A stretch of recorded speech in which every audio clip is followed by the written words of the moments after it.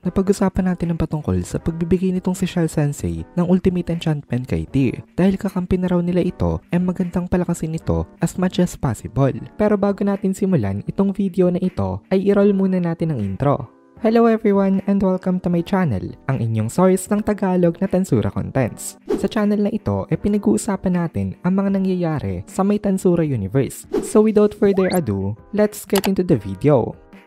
Nagka-upload nga pala ng solo leveling contents ang Anime Fan Narrations na owned rin ng Anime Kohai. So kung interested kayong manood ng mga contents ng solo leveling, ay pwede nyong i-check yung link sa my description. Tinanggap nitong si Tyr ang offer sa kanya nitong si Shell Sensei at mabilis na natapos ang mga nangyari sa kanyang changes. Ngayon, ang value na nitong si Tyr ay over 2.4 million. Sobrang satisfied itong si Tyr sa may power boost na ito at lalong nawala ang kanyang takot sa pakikipaglaban kay Jahil. Hindi naman natuwa itong si Jahil nung naramdaman niya na nagka-power boost itong kanyang kalaban. Tapos sabi ni Jahil, wag daw siyang maliitin nitong clone na ito.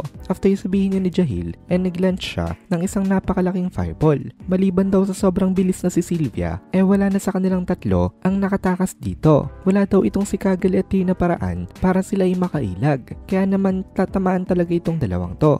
Dahil sa atake na ito, supposed to be ay ma-obliterate dapat pati ang kanilang mga souls. Pero biglang nag-flicker itong dalawa, tapos nawala sila. After a split second ay napunta sila sa ibang location. So basically ay hindi sila tinamaan talaga. Nagulat itong si Jahil nang dahil dito, kaya nagsalita siya. Sabi ni Jahil, ano daw ang ginawa nitong dalawang to? Kanina naman daw, wala silang ganitong klaseng power. Kaya paano daw ito naging possible ngayon? Just to make sure na hindi basta tsamba lang ang nangyari, nag-launch uli itong si Jahil ng isa pang napakalaking fireball. At dito nalaman nitong si Jahil kung ano talaga nangyari. Pinoprotektahan pala nitong si Benimaru itong dalawang to. Ginamit nitong si Benimaru ang kanyang hit haze para hindi tamaan ng atake yung dalawa. Nakita agad ni Celario ang move na ito nitong si Benimaru. Pero itong si Jahil, tsaka niya lang na-realize nung nagbato uli siya ng fireball for the second time. Dahil dito, galit na naman itong si Jahil. Sabi ni Jahil, napakalakas daw ng loob nito na pagmukain siyang tanga. Dahil sa galit nitong si Jahil, nagbato siya ng sobrang dami napakalalaking fireballs as if to challenge itong protection nitong si Benimaru. Pero wala naging epekto itong mga fireballs na ito. Tapos dahil sa frustration nitong si Jahil, naibaba niya ang guard niya for just a very short period of time. Pero syempre, hindi pinalagpas itong opportunity na ito nitong si Sylvia at nakapagland itong si Sylvia ng isang spear sa dibdib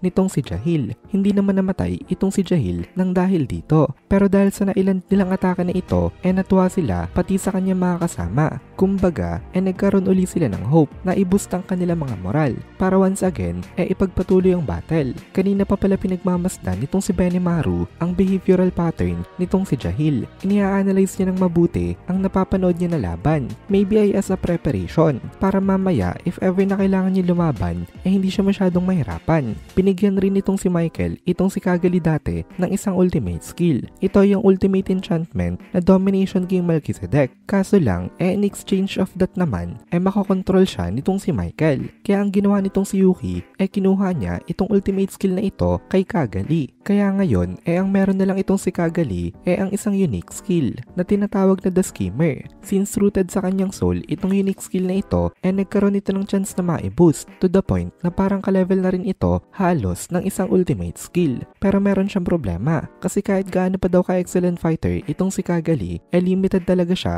ng kanyang state. Lugi siya sa mga kalaban na merong divine attribute. So ano nga ba yung divine nature? Ito ay na-achieve ng isang character kapag umabot sila ng over 2 million points sa kanilang existence value. Pero may mga races talaga na naturally na divine. Pero usually, na-achieve ito ng mga hindi talaga divine kapag ang isang spiritual life form ay nakapag-possess ng isang material body at nakapag-undergo ng awakening. As a result, nagiging immortal sila. Of course, kaya pa rin silang patayin kasi hindi naman sila omnipotent. Pero extremely powerful na daw ito may mga state na ganito. Tsaka kapag dumating kasi sila sa ganun na point, hindi na nagmamatter halos ang kanilang physical body. Buhay pa rin sila kahit na maputulan mo sila ng ulo. Mapapatay mo lang daw ang divine in nature kapag inatake mo directly sa my core. O kaya naman kapag naubos mo ang kanilang magic magicules. Katulad ni Tyr, nakarinig rin nitong si Kagari ng boses. Ito ay galing rin kay Shell Sensei. Sabi nitong si Shell dito, kung gusto daw nitong si Kagali, pwede siyang bigyan ng power. Hindi naintindihan nitong si Kagali kung ano ang ibig sabihin nito. Ngayon kasi, para siyang nananaginip. Tapos pinigyan ito nitong si Shell Sensei ng contract na in exchange daw sa pag-optimize niya sa may powers itong si Kagali, meron daw siya ditong condition na hindi ito pwedeng gamitin against Rimuru. Kaya in case na mag-betray daw itong si Kagali, nasa kamay pa rin itong si Shell Sensei ang kanyang powers. Two birds with one stone ito. Para sila nakapag-benefit with the condition sa kabilang side. Pero more on itong si Shell Sensei talaga ang nag-benefit dito. Kasi again, nagkaroon rin siya na access sa may powers nitong si Kagali. At pwede niya na naman gamitin ito para pag-eksperimentan. At malaking benefit rin ito para kay Kagali. Kaya wala siyang kamalay-malay na si Shell talaga dito ang nakikinabang ng malaki. Usually, mali daw na ialawang ibang tao na magkaroon ng access sa may powers mo. Pero on the bright side kasi, as long as hindi mo kakalabanin itong si Demon Lord Rimuru, hindi ka naman magsasuffer ng kahit na anong disadvantage. Tinanggap nitong si Kagali itong offer na ito. Kasi in the first place, wala naman daw balak itong si Kagali na kalabanin itong slime na Demon Lord. Marami daw dahilan itong si Kagali para hindi makapaglaban dito. So ngayon, okay ng powers niya. Pagmulat nitong si Kagali, na-realize niya agad ang na-receive niya na speed boost. Then sumigaw itong si Kagali at sinabi niya na ibalik daw nitong si Jahil itong si Footman sa kanya. After that, ini-activate nitong si Kagali ang kanyang bagong powers na Ultimate Enchantment, Book of Prophecy Agastya. At dito na muna natin tatapusin itong video na ito. Kung nagugustuhan mo itong mga videos natin, ay please consider joining the membership para mapanood mo na agad ang mga kasunod na part dahil palaging advance ang ating mga members. Also, ay please consider leaving a like at mag-comment ka na din para ma-boost naman tayo ng algorithm.